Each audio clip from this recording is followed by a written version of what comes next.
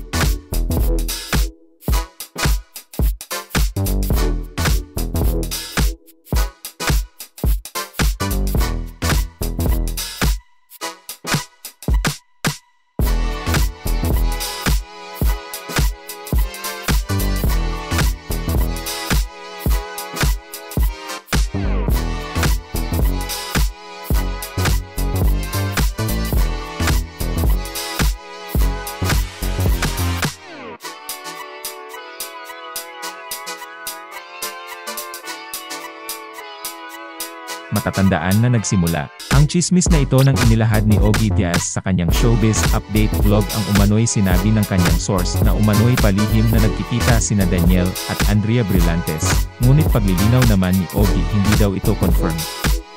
Sa ngayon ay tikom pa rin ang bibig ng kampo ni Daniel Padilla kaugnay sa isyung binabato laban sa kanya.